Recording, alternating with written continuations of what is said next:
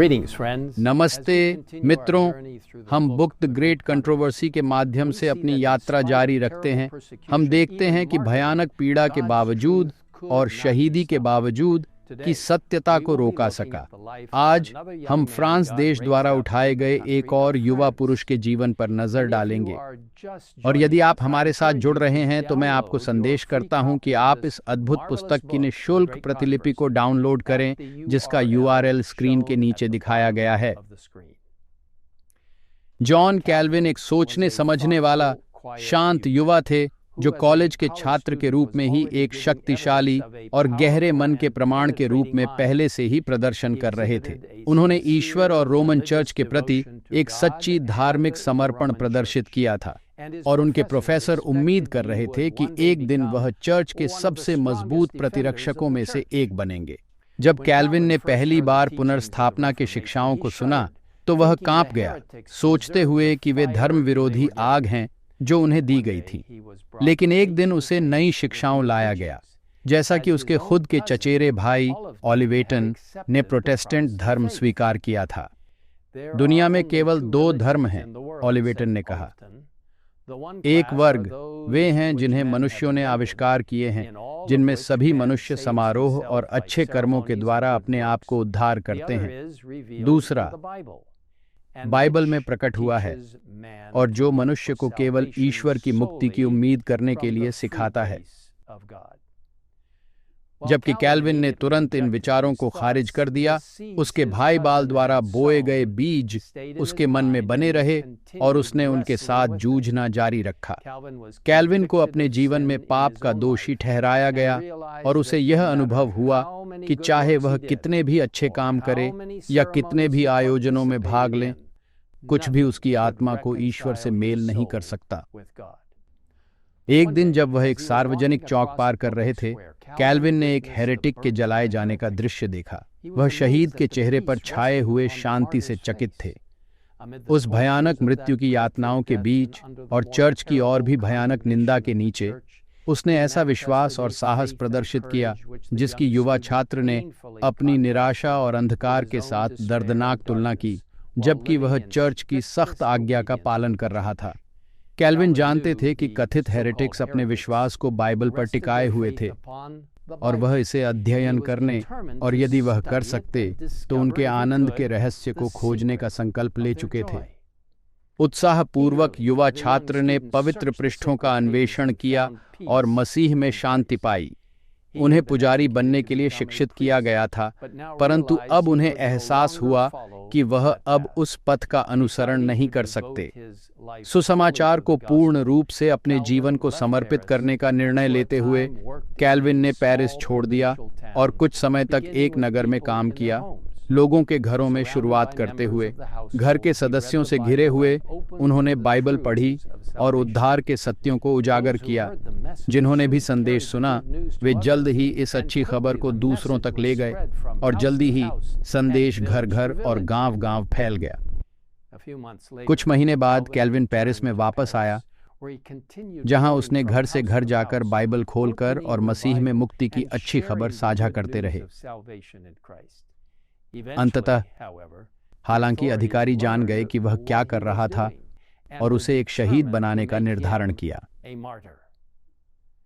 Kelvin एक दिन अचानक चौंक गए जब दोस्त उसके कमरे में खबर लेकर आए कि अधिकारी उसे गिरफ्तार करने के लिए रास्ते में हैं। उस समय जहां वह ठहर रहा था, घर के बाहरी प्रवेश द्वार पर एक जोरदार दस्तक हुई। जबकि उसके दोस्त दरवाजे पर अधिकारियों को रोक रहे थे, कैल्विन तेजी से एक खिड़की से बाहर निकल गया और शहर की परिधि में दौड़कर एक दोस्त की झोपड़ी में आश्रय पाया। एक किसान के साधारण कपड़े पहने हुए और कंधे पर फावड़ा लेकर सुधारक अपनी यात्रा दक्षिण की ओर शुरू कर दी। जबकि सार्वजनिक प्रचार की अनुमति नहीं थी, एक गुफा मिली और कैल्विन साथ ही छोटे समूहों के विश्वासी वहां बाइबल पढ़ने और प्रार्थना करने के लिए इकट्ठा हो गए। यही वह स्थान था जहां फ्रांस के प्रोटेस्टेंटों द्वारा पहली बार प्रभु की भोज की पूजा की गई थी, और इस छोटे से चर्च से कई वफादार प्रचारक निकले।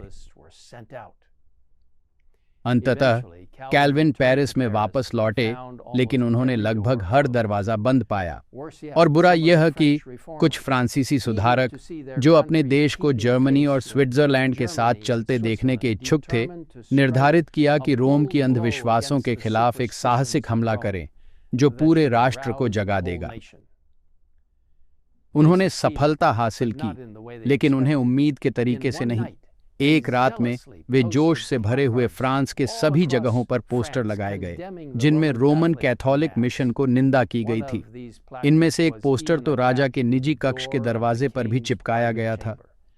ये जोशीले लेकिन गलत निर्णय की गति ने नुकसान पहुंचाया, न केवल उन लोगों को जिन्होंने इस कार्रवाई को किया था, बल्कि फ्रांस के सुधार के दोस्तों को भी।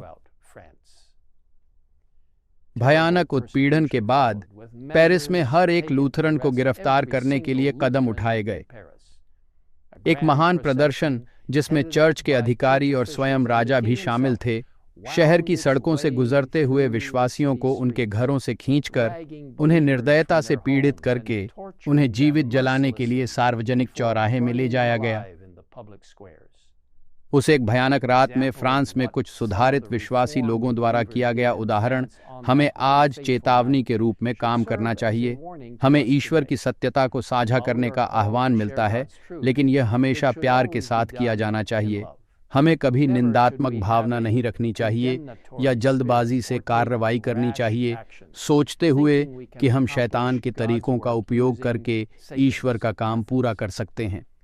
जकरियाह अध्याय 4 पद 6 में हम पढ़ते हैं, न तो बल से और न शक्ति से, परंतु मेरे आत्मा के द्वारा होगा, मुझ सेनाओं के यहोवा का यही वचन है। यह केवल उसकी आत्मा के माध्यम से ही हम उसका काम पूरा कर सकते हैं। दुर्भाग्य से फ्रांस में पुनः पापी सत्ता की पुनर्प्राप्ति हुई और इसके साथ ही डरावनी इंक्विजिशन और जिनका प्रकाश देखने योग्य नहीं था, उनकी गुप्त कारागारों में दुष्कर्म दोहराए गए। The great controversy 1235। हजारों से हजारों लोग मारे गए या अन्य देशों में भागने के लिए मजबूर हो गए। लेकिन गंभीर पीड़ा के बावजूद पुनर्स्थापना को नहीं दबाया गया। कैल्विन और अन्य कई सुधारकों के साथ सुरक्षा के लिए स्विट्जरलैंड के जेनेवा शहर में भाग गए। यह शहर पश्चिमी यूरोप के सभी शिकारी सुधारकों के लिए एक आश्रय स्थल बन गया और यहीं से प्रकाशन और शिक्षक निकले जो अच्छी खबर फैलाने के लिए जाते थे। हम उन साहसी लोगों के कंधों पर खड़े हैं जिन्होंने सबको बाइबल की सत्यता साझा करने के लिए सब कुछ खतरे में डाल दिया।